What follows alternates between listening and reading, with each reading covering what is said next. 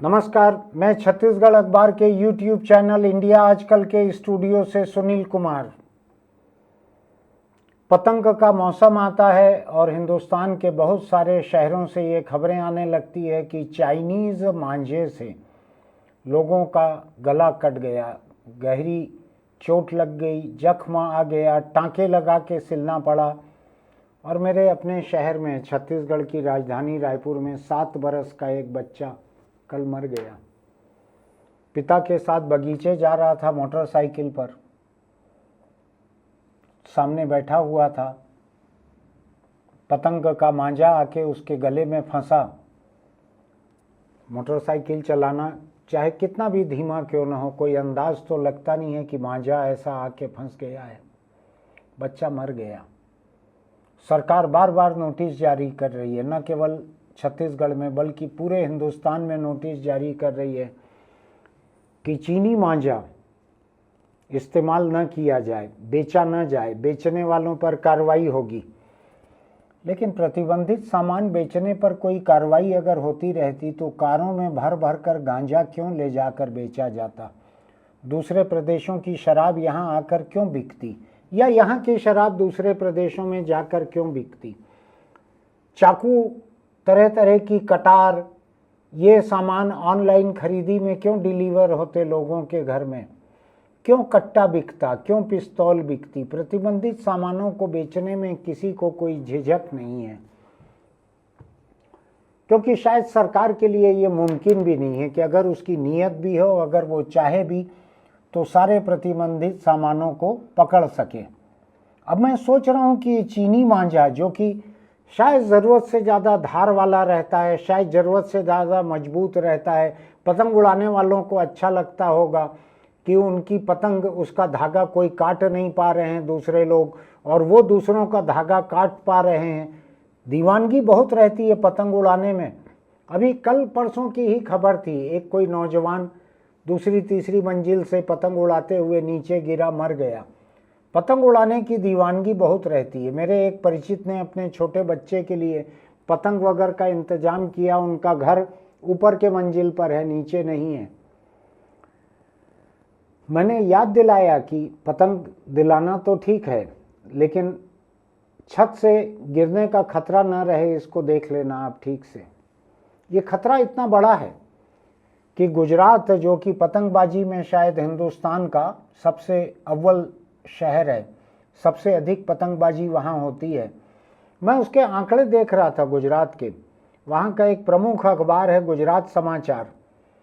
उसके अभी 10 तारीख की रिपोर्ट है, आज के ठीक 10 दिन पहले की रिपोर्ट है कि 2023-2024 इन 2 वर्षों में चीनी मांझा बेचने वालों के खिलाफ 2303 केस दर्ज हुए हैं। 2303 केस।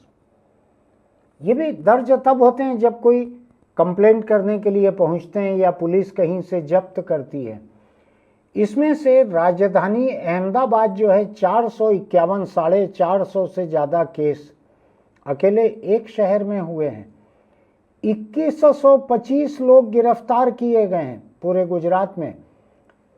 2125 लोग गिरफ्तार किए गए हैं चीनी मांझा बेचने के आरोप में, जिसमें से 371 गिरफ्तारियां अकेले अहमदाबाद शहर में हुई है।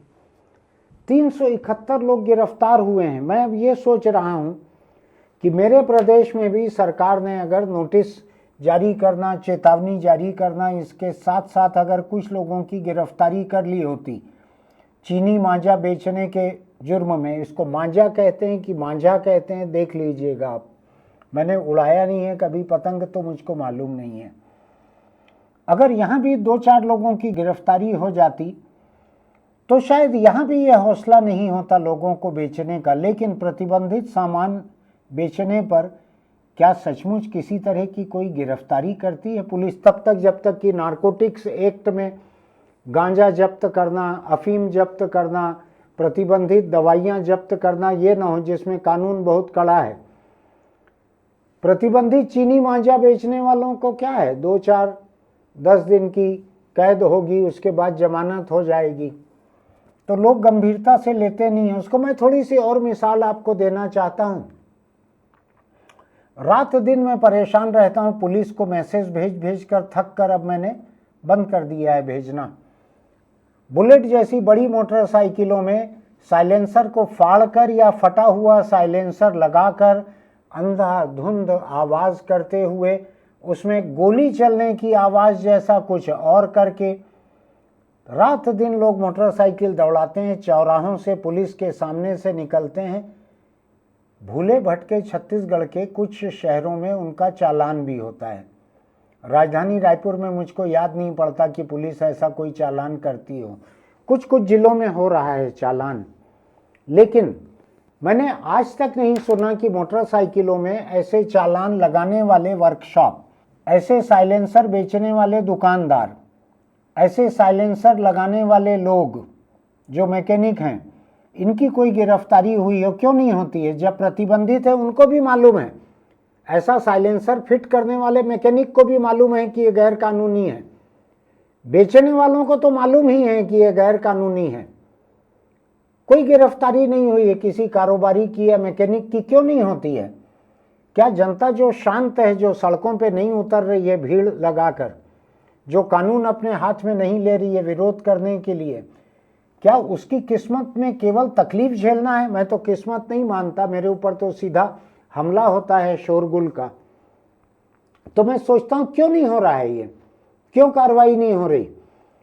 छत्तीसगढ़ के हाईकोर्ट ने हैरानी जाहिर की थी कि यहाँ के अफसर जो हैं, जो डीजे के स्पीकर लगा के गाड़ियों में जो चलते हैं, उनको किसी मामूली से दफा में उनका चालान होता है, 2-4 हज़ार रुपया जुर्माना पटा के छूट जाते हैं। क्यों इनकी गाड़ियां रात सात नहीं हो रही हैं?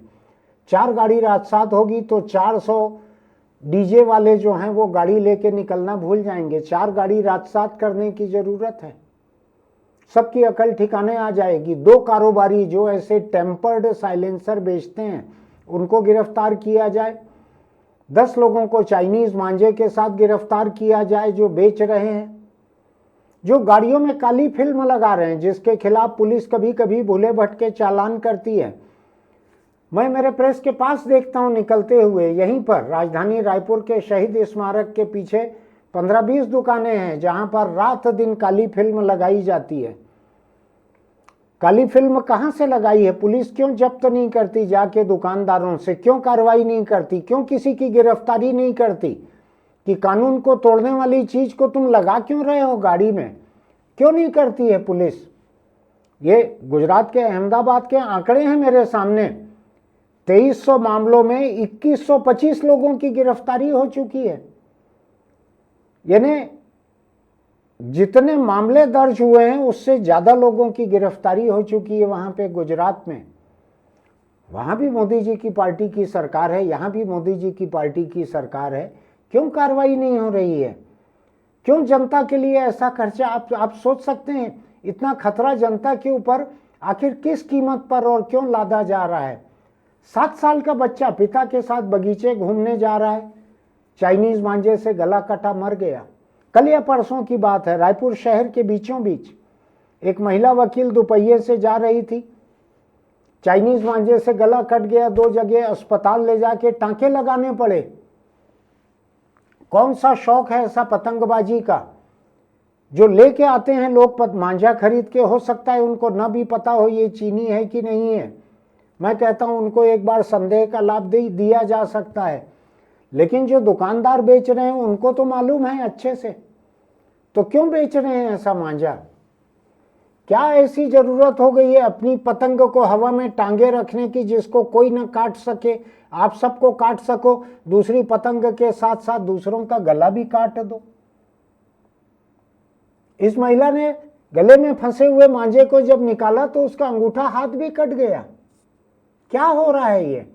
गुजरात की एक फोटो मैं कोशिश करूंगा, मिल जाएगी तो आपको दिखाऊंगा। वहां पे दुपहिया चलाने वाले लोग एक क्रोम की रॉड, स्टील जैसा क्रोम रहता है, उसकी एक रॉड को ऐसा यू शेप में बैंड करके स्कूटर के हैंडल पे उसको फिक्स कर दिया है। जो चलाने वाले हैं उनके सिर के ऊपर तक सामने वो रॉड लगी हुई है ऐसी यू शेप की, ताकि सामने से मांझा आए तो उसी रॉड से फिसल के ऊपर निकल जाए, चलाने वाले या पीछे बैठे हुए के गले में ना फंसे। तो क्या कुछ लोगों के जुर्म के लिए हर व्यक्ति अपने गाड़ी में ऐसा लगाए? छोटा सा 7 साल का बच्चा मर गया गला कटने से, अभी तो नींद खुलनी चाहिए। अभी तो 4, 6, 8, 10, 15 मांझा बेचने वाले जो हैं, जो चाइनीज मांझा बेच रहे हैं, उनको गिरफ्तार करना चाहिए। पुलिस बीच बीच में दिखावे के लिए कुछ एक बसों को, ट्रकों को प्रेशर हॉर्न लगाने के लिए चालान करती है उनका। प्रेशर हॉर्न आता कैसे है?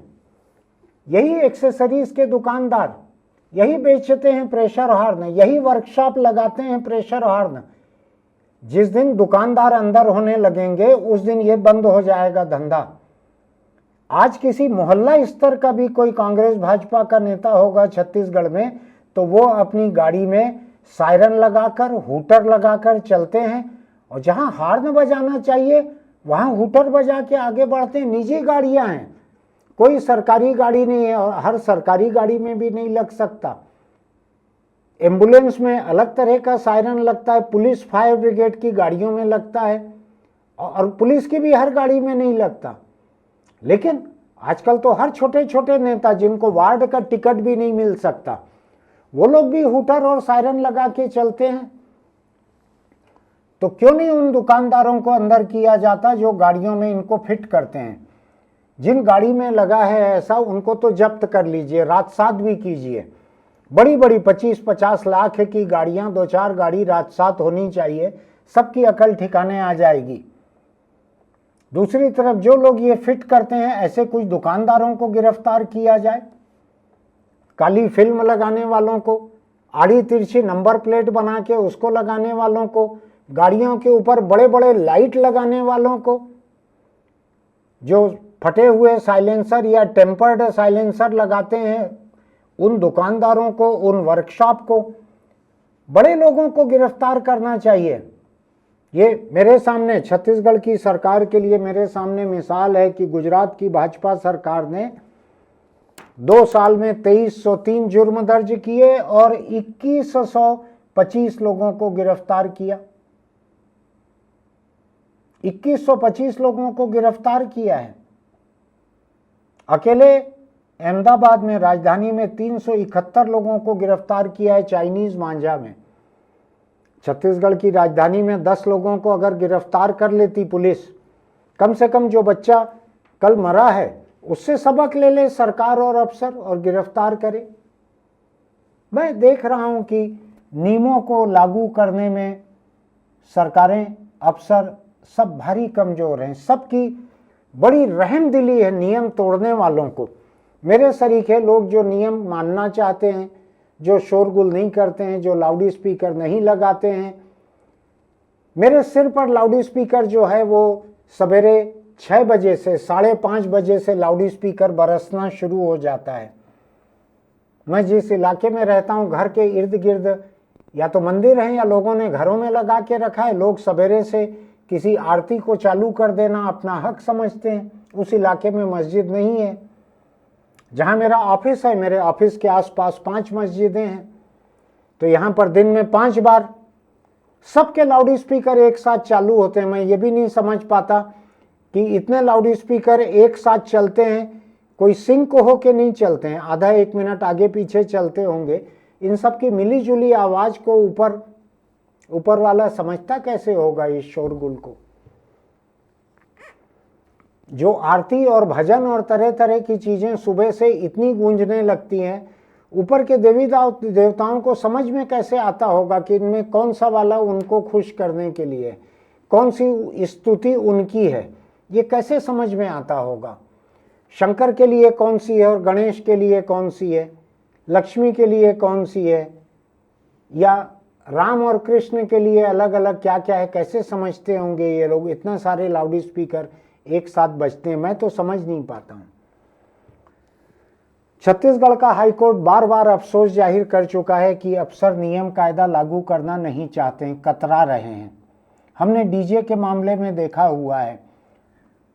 अब एक चाइनीज लाइट ऐसा आया है, हम अपने बचपन में देखते थे कि जब कहीं मीना बाजार या सर्कस लगती थी, वो एक लाइट इतना तेज लगाते थे जो आसमान में दूर तक दिखता था, और हमको समझ में आता था कि ये सर्कस या मीना बाजार उस तरफ है, वहाँ से लाइट आ रहा है। अब तो हर बारात में, हर धार्मिक जुलूस में, हर मवालियों के जुलूस में ऐसे लाइट, चीनी लाइट लगे हुए हैं। मैंने आंखों के डॉक्टर का बयान पढ़ा था कि आंख खराब हो रही है उससे। कान के डॉक्टर का बयान है कि जो डीजे का शोरगुल है उससे कान खराब हो रहे हैं। बिलासपुर में घटना हुई है कि इस डीजे के शोरगुल से कोई बच्चा मर गया, कोई बुजुर्ग मर गया। ये जगह जगह हो रहा है, तरह तरह का। मैं खुद, गाड़ी थरथराने लगती है डीजे की आवाज से, और हाईकोर्ट डंडा लेके खड़ा है तब ये हाल है। क्या किया जाए? नियमों को लागू क्यों नहीं किया जा रहा है? जो लोग धड़ल्ले से, कोर्ट का आदेश धड़ल्ले से तोड़ रहे हैं, चाहे गाड़ियों के ऊपर स्पीकर लाद के चलाना पड़ता है, चाहे लाइट लगा के दूर दूर तक लाइट फेंका जा रहा है, दूर दूर तक फेंका जा रहा है, लोगों की आंखों में पड़ रहा है, आंखें खराब होगी उससे। चाइनीज मांझा, साइलेंसर, उटपटांग गोलियों की आवाज करने वाले, फटे हुए साइलेंसर शोर करने वाले, प्रेशर हार्न लगाने वाले लोग, काली फिल्म लगाने वाले लोग, आड़ी तिरछी नंबर प्लेट लगाने वाले लोग, गाड़ी के ऊपर बड़े बड़े लाइट लगाने वाले लोग, इनकी गिरफ्तारी क्यों नहीं हो रही है? जो लोग ऐसा लगवाते हैं उनकी भी गिरफ्तारी हो, और जो लोग लगाते हैं उनकी भी हो। 10-20 गिरफ्तारियों की जरूरत है, चाहे वो खड़ी ना हो, कोर्ट में जाके गिरफ्तारी रहे, 10 दिन जेल रह के आ जाएंगे। ऐसे हूटर साइलेंसर लगी हुई गाड़ियों को रात-सात किया जाए, जब्त किया जाए, 10-10, 15-15 दिन छोड़ा न जाए, इनको सबकी अकल ठिकाने आ जाएगी। मुझको थोड़ी तकलीफ होती है कि जब अफसर जो हैं कार्रवाई नहीं करते। शायद इसलिए नहीं करते कि उनके ऊपर सरकार चलाने वाले नेता जो हैं वो चाहते नहीं कि कोई कार्रवाई हो। कभी कभी ऐसा होता है कि विधानसभा चुनाव की आचार संहिता लगती है तो नंबर प्लेट का चालान होने लगता है, नंबर प्लेट का चालान होने लगता है। जैसे नंबर प्लेट सही करवाने के लिए, गलत नंबर प्लेट का चालान करने के लिए एक आचार संहिता की जरूरत है चुनाव की। तो क्या शेषन जैसे डंडे के बिना नंबर प्लेट नहीं सुधरवा सकती पुलिस? मैं आपसे कह सकता हूं, मेरे सरीखे जो लोग हैं, जो एक शांत जीवन जीना चाहते हैं, जो नियम कायदे को मानना चाहते हैं, मेरे किस्म के 90% लोग हैं आबादी में। इन 90% लोगों के हक कुचलना है, नियमों को तोड़ने वाले लोगों पर कार्रवाई नहीं करना। ये सिलसिला खत्म होना चाहिए। 7 बरस का बच्चा चाइनीज मांझे से मर गया कल इस शहर में। आज तो 100-200 पतंग मांझे वालों पे छापा पड़ना चाहिए था, और जितना चाइनीज मांझा मिलता 10-20 लोगों को गिरफ्तार होना चाहिए था। क्या दिक्कत है उसमें? कहीं पे हूटर बजाते हैं, सायरन बजाते हैं, उसमें जो चलते रहते हैं लोग सड़क किनारे, कोई साइकिल पे चल रहे हैं, कोई गरीब पैदल चल रहे हैं, हड़बड़ा जाते हैं उस आवाज से। आज ही की कहीं की खबर है कि एक बच्चे ने दूसरे बच्चे के आसपास बहुत जोर से चिल्ला दिया या आवाज कर दी तो वो बच्चा मर गया, हार्ट फेल हो गया उसका डर से। ये जो लोग मेरे इर्द गिर्द, मेरे आसपास, मैं पैदल भी बहुत चलता हूं, तो मेरे आसपास से निकलते हुए एकदम से हूटर सायरन जो लोग बजा रहे हैं, तो उस छोटे से बच्चे से ज्यादा मजबूत दिल थोड़ी बचा है मेरा। तो कौन जिम्मेदार रहेगा उसका? ये अफसर जिम्मेदार नहीं रहेंगे तो, और इन अफसरों को कार्रवाई से रोकने वाले नेता जिम्मेदार नहीं रहेंगे तो। मैं छत्तीसगढ़ में भाजपा की सरकार है, मैं इसलिए बार बार कह रहा हूं कि भाजपा की ही सरकार है, नरेंद्र मोदी की, और अनंत काल से भाजपा की सरकार चल रही है। पतंगबाजी वहां की संस्कृति है। आपको मालूम है कि दशहरा या मकर संक्रांति कोई एक दिन रहता है ऐसा जिस दिन सबसे ज्यादा पतंगबाजी होती है गुजरात में। उस एक दिन में गुजरात शहर में कई करोड़ रुपए का जलेबी और फाफड़ा बिक जाता है। ये संस्कृति है वहां की कि लोग खाते पीते हैं, पतंग उड़ाते हैं, खुशी मनाते हैं, उनका अपना तरीका है। मुझको उसमें कोई दिक्कत नहीं है, जलेबी फाफड़ा खा रहे हैं, उनकी सेहत के लिए अच्छा है बुरा है, वो समझदार हैं। लेकिन सवाल ये उठता है कि चाइनीज मांझा बेचने वाले लोगों को 2 साल में 2100 लोगों को पुलिस ने गिरफ्तार किया है गुजरात में।